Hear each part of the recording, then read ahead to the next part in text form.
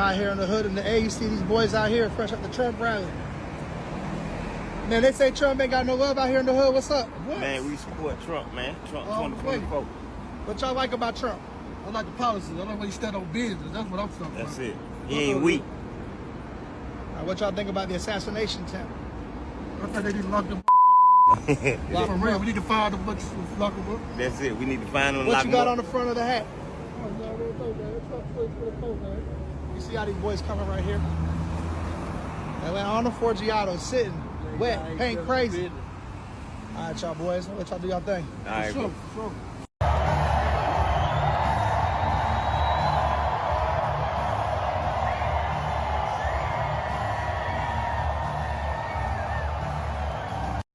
Hey guys, this is Savannah reporting to you from inside of Kamala Harris's rally, which just wrapped up. Now you guys saw all of the footage, and there was actually a lot of energy for her in the building. Almost every single seat was filled, not every single one.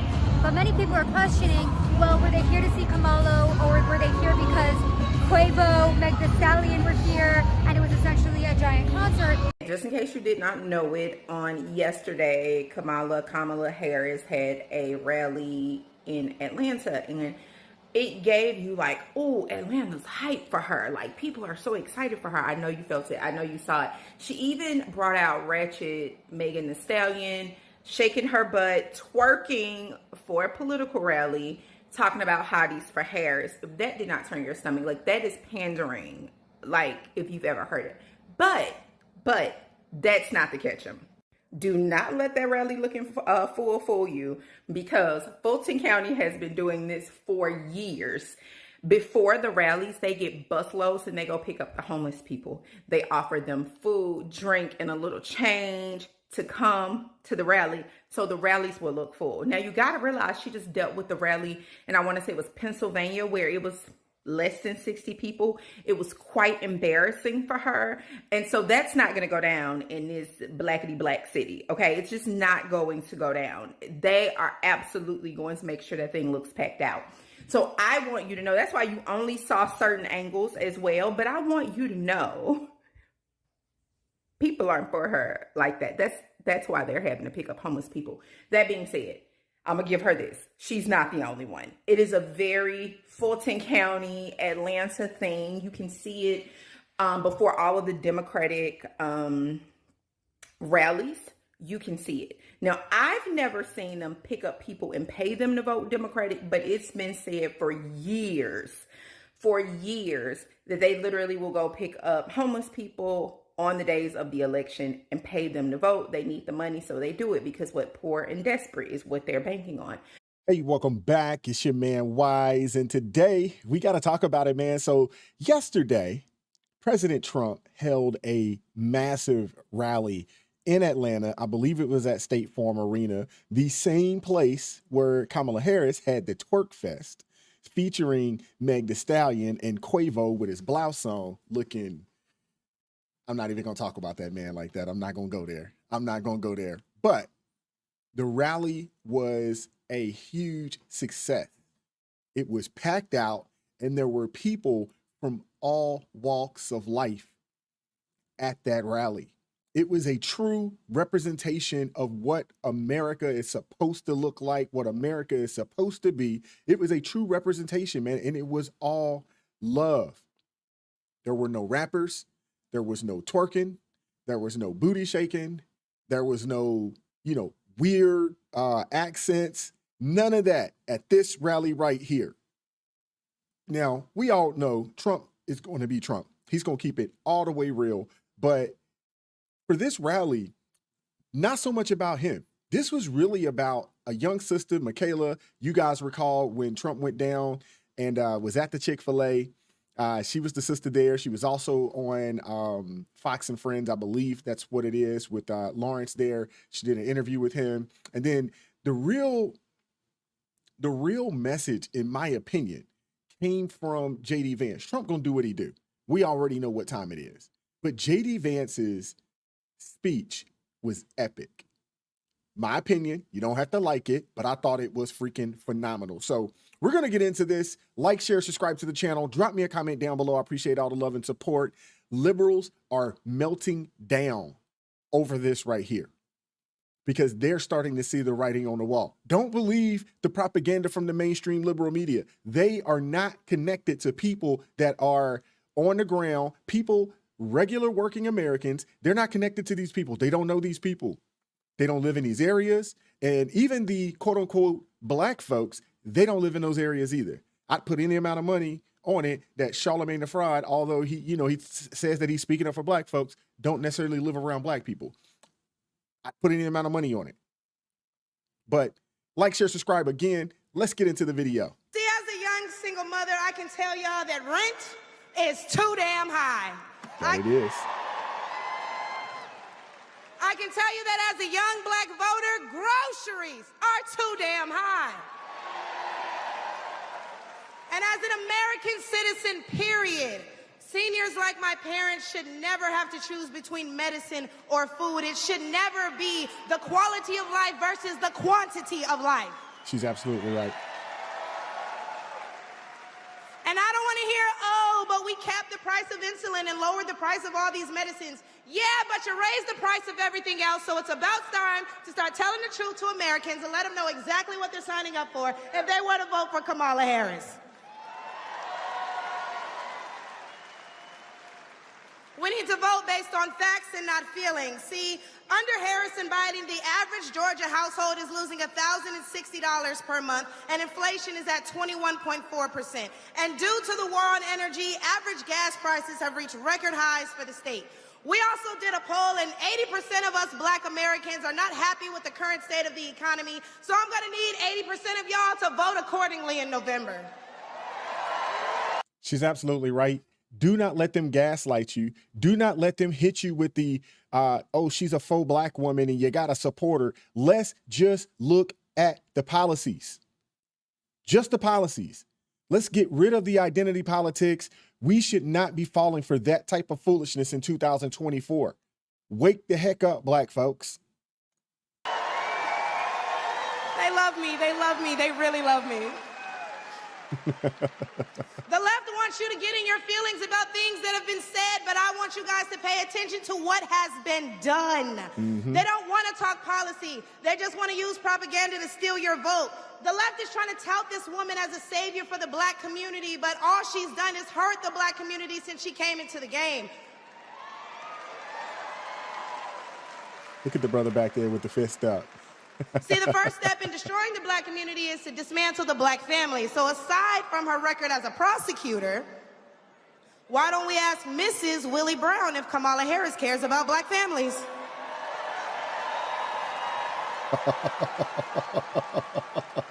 Yo, I like this sister. You know what? I love this sister right here. She's keeping it a buck, man, and she's standing up. She's standing up, man, and fighting against, because those liberals, those are the same people that will tell you that if you are a black conservative, you aren't actually black. You are quote unquote white adjacent. That's how disrespectful these Democrats and these white liberals are to black people. Now, I know Joy Reid said it, but I'm sure there is a host of them that believe that. And I watched another video where there was a white guy that said something very similar. These people are ridiculous. See, they try to act like they're your friend, but we know that they're not. And Malcolm X, he tried to warn black folks. He tried to warn a lot of folks about who these liberals are for real. No one paid him any attention way back when. I wonder if Mrs. Willie Brown, a black woman, is also with her. A few days ago, President Trump said he didn't know Vice President Harris was a black woman. I'm trying to figure out what all the outrage is about, because she's only black when it's time to get elected.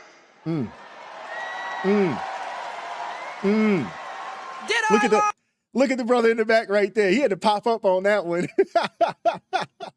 She ain't lying. She ain't lying. The same black people who are mad at Trump for being confused about her race, ethnicity, nationality, whatever, are seemingly forgetting that while you're touting her as a savior for black people, she identifies as an Asian woman. She chose her side and it wasn't ours. Facts. And my question to you all, since when did being Jamaican automatically equates to black. I've been to Jamaica, actually been there a few times. And what we do know is that no different than here in this country, there is a plethora of different types of people in Jamaica. You have black Jamaicans, you have actually Indian Jamaicans, those that are Taino Indians, which is the indigenous people there on that island. You also have Chinese Jamaicans, you have Caucasian Jamaicans. You have all kinds of people. You have actual Indian, meaning people from India, Jamaicans as well. Jamaica is a country. It is a nationality. It is not a race of people. This is ridiculous that they even keep saying, oh, she's Indian and Jamaican. Okay, how does that equate to being black, though? Somebody in the comment section, answer that question for me. When asked if she would ever do anything specifically for black people, she said no. Whereas Trump gave us the Platinum Plan, which specifically uplifted the black community by increasing capital by almost $500 billion, creating 500,000 new black businesses, and would give black churches the ability to fight for federal resources for their communities.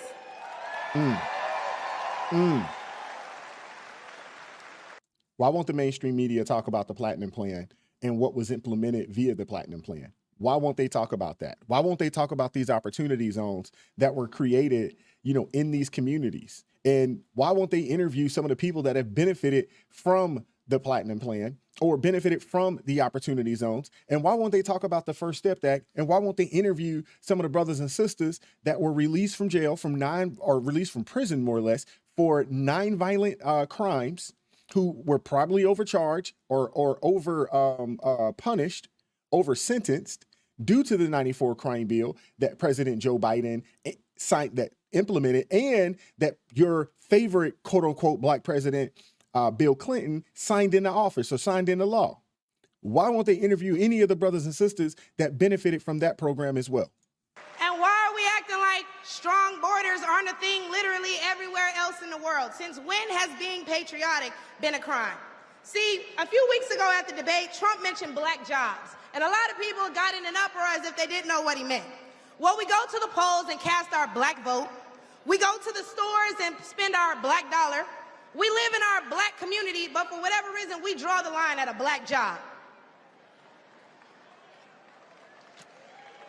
Oh, but wait, because if you're wondering what a black job is, please, I encourage you all to drive through Atlanta at all these beautiful black-owned businesses and check and see who works there. Probably a black person working for a black entrepreneur, recycling the black dollar, creating black generational wealth. Thank you. If they come here illegally and they're taking your jobs and your resources, then please believe my cousins in the Appalachians, they coming for you too. She right. And y'all know Kamala Harris has yet to say Laken Riley's name. As borders are, she opened the border to millions of illegal immigrants that have flooded American streets with deadly drugs and gangs that have spiked overdoses by over 124% and brought more crime into minority communities. So how's that for black folks? But let's take race out of it. Just as a woman, period. How can you be a champion for women's rights when you're taking away opportunities from biological women and giving them to transgendered ones?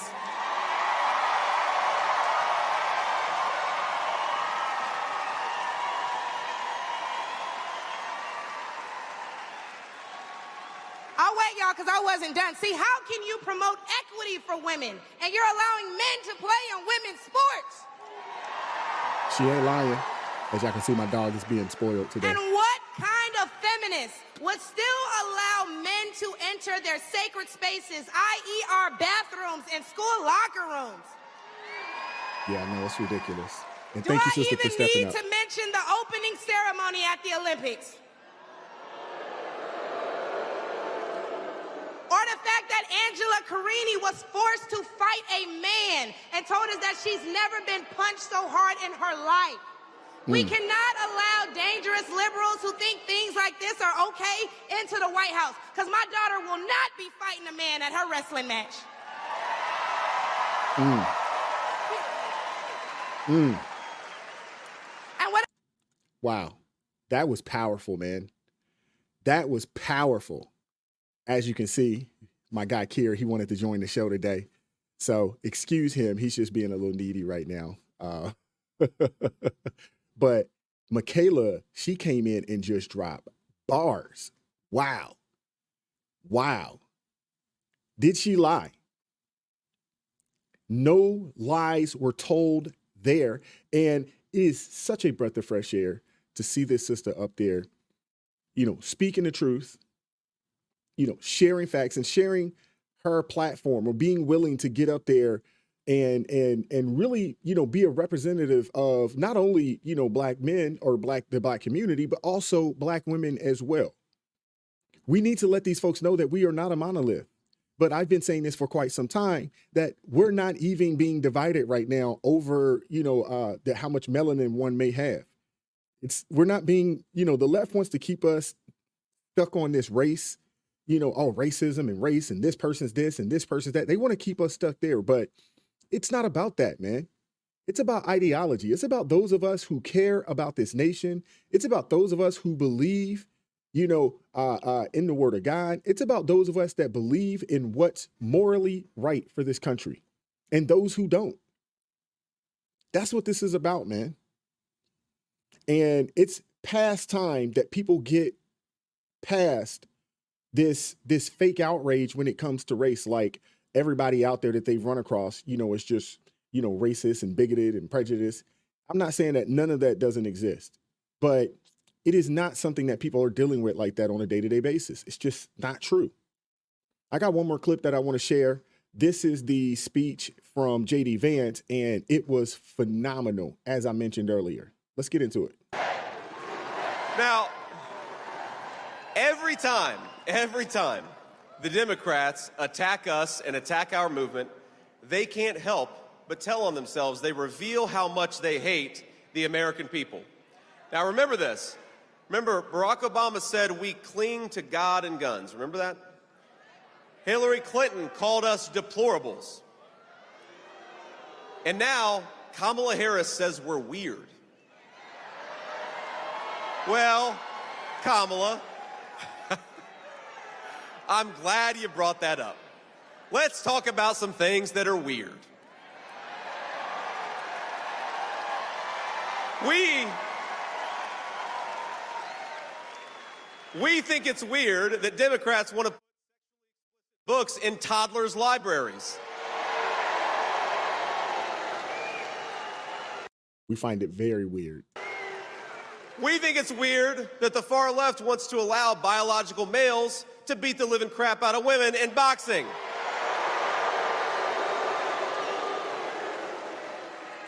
We think it's weird for a presidential candidate to bail convicted rapists out of prison, and that's what Kamala Harris did.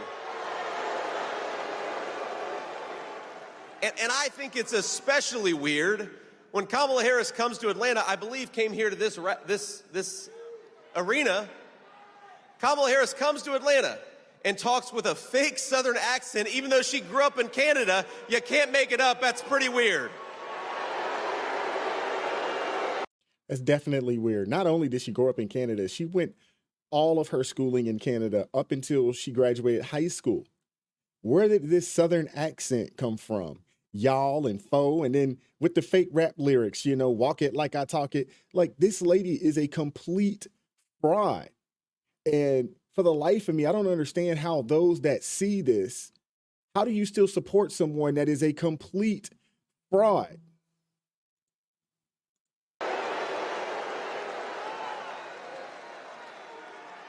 Go watch the clip. She sounded like a Southern belle, even though she grew up in Vancouver. It doesn't make any sense. But on November 5th, she can go back to using her San Francisco accent, because we're going to send her packing and we're going to reelect Donald J. Trump, President of the United States.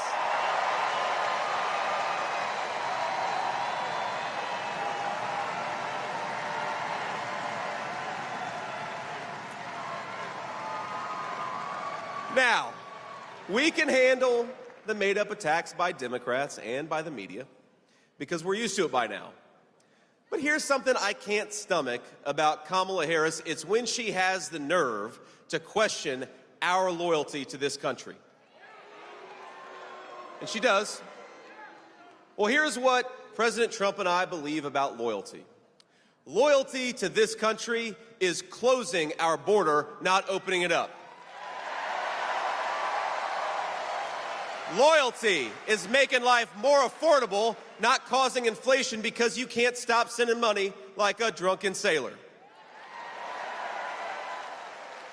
Loyalty is safeguarding Medicare for American citizens, not bankrupting it by sending it to illegal aliens, which is what she wants to do. Loyalty is protecting Laken Riley, not allowing an illegal immigrant to take her life. Loyalty is serving in the United States Marine Corps, something I am proud to have done. Loyalty is taking a bullet for this country, something Donald J. Trump did. Kamala Harris, if you want to see the face of disloyalty, look in the damn mirror.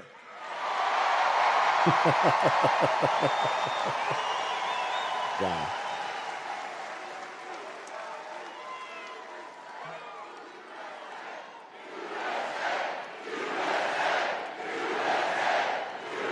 Wow. It's powerful, man. That was powerful. Packed house in Atlanta, a place that folks said that he probably couldn't get support, but they a lie and a half. Don't let that mainstream media gaslight you and gas you up. Guys, we got to start looking at the policies. Don't fall for the propaganda. Let's just look at the policies. I don't care if you don't like President Donald Trump as a person. You don't like the way he acts. You don't like the way he talks. You don't like the way he carries himself. I don't care. Just look at the policies. We can compare apples to apples. We can compare the previous 4 years and to this 4 years. And what we know is things are much worse today. Jobs aren't plentiful like they once were. People aren't making as much money as they once were when you compare it to inflation. Gas prices through the roof. Come on, Kerry. Gas prices through the roof. Food through the roof. People are struggling, man. We got graduates that can't find jobs. We got people that's been out of work for 6 months. Some been out of work for a year. Others have been out of work for a year and a half because of these layoffs that kicked off in 2022. It hasn't been good. So let's get off of the identity politics. You got a side that says, oh, the other side's a threat to democracy, but yet they placed a person. They did not give their constituents an opportunity to vote. They could have created some form of special primary and just did a full-fledged primary across the country and allow the people to say, this is who we want. But they chose not to do that. The elite media, the elites, within the liberal Democratic Party, they told you this is who it is and this is who you're supporting. Come on, Kerry. That's what they told you. So these are the least democratic. These are the people that are not for democracy. So don't let them gaslight you and think and tell you that they are. I got to get out of here. Let me know what you guys think down in the comment section. As you can see, my dog, he kind of threw me off a little bit, but I wanted to finish this video for you guys. I hope you guys enjoyed the content, man. Like, share, subscribe to the channel. Drop me a comment down below. I'm looking forward to hearing from you guys. Hey, consider joining the ARP family. It supports me, the team, the channel. It gives us the ability to produce this type of content on a day-to-day basis. God bless each person that has joined the ARP family thus far. Keep God first in your life. Stay prayed up. And I'm going to catch up with you all next time. Peace. Uh-oh.